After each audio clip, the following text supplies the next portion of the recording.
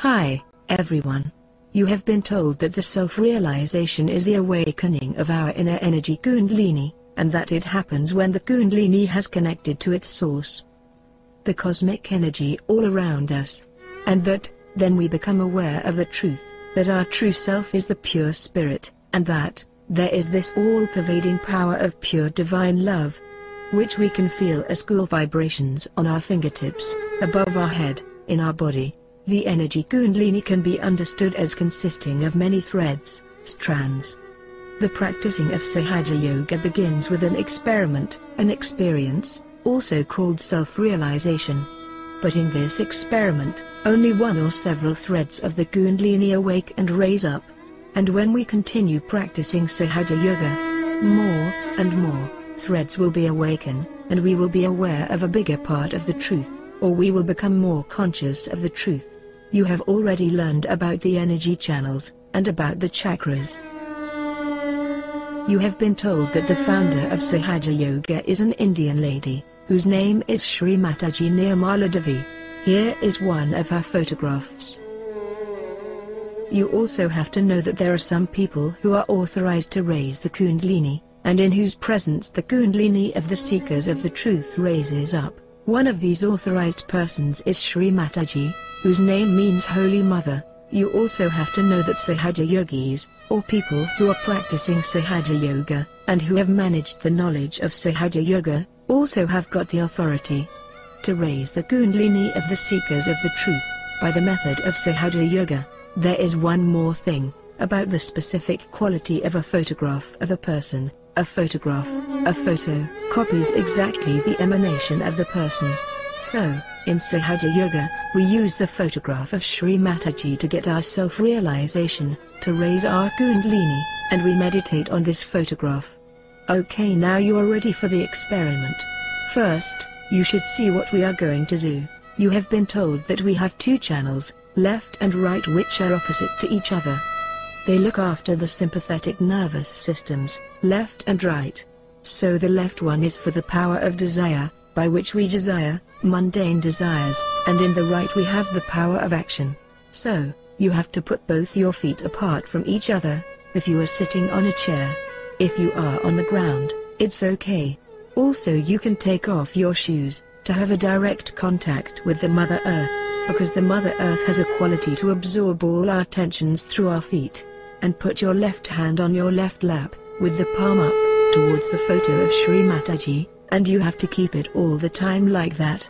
This is suggestive and symbolic of your desire to have self-realization. If you have anything tight, please, little bit loosen it. Please, be comfortable. You don't have to go to Himalaya, stand on your head, shave off your hair, nothing of the kind. Be comfortable. So, we use our right hand for the action, which means for nourishing our centers. We have to nourish our centers ourselves. So, now we put our right hand on our heart. In the heart resides the spirit. Now, if we become the spirit, we become our own guide and our own master. Now take down your right hand in the upper portion of your abdomen, on the left hand side. We are working only on the left hand side. Here is the center for our mastery, which is created by great prophets and seers. Mastery over ourself and mastery over the knowledge, the pure divine knowledge. Now take down your hand into the lower portion of your abdomen on the left hand side. Surprisingly, this is the center for pure divine knowledge. Now raise your right hand on the upper portion of your abdomen. Then on your heart. Then in the corner of your neck and your left shoulder, and turn your head to your right. This center goes into jam, is blocked, when we feel guilty. I'll tell you about this later on. Now raise your hand on your forehead across and put down your head. This is the center for forgiving everyone even without thinking about them. Now, take your right hand on the back side of your head, push back your head. And here we have to ask for forgiveness from the all-pervading power of divine love, for our own satisfaction. Now, the last center is, stretch your palm and put the center of your palm on top of your fontanel bone area, which was a soft bone in your childhood. And put down your head. Here, push back your fingers. This is very important, so there is a good pressure on your scalp. Now, please, put down your head and move your scalp 7 times clockwise, slowly.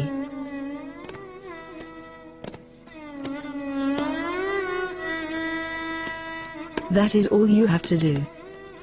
There are 2 conditions. The first condition is that you have to be absolutely confident that you will get your self-realization. That means that you are not to feel guilty at all. That means forget your past.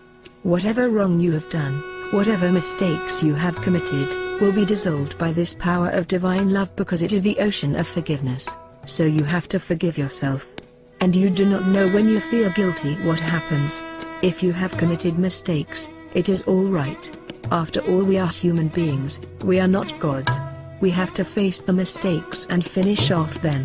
What we do, we carry that here onto this center, on the left hand side, thus we get spondylitis, cervical cancer, angina or lethargic organs. So, what's the use of carrying this myth with us all the time, for something that happened long time back, and we are still carrying it?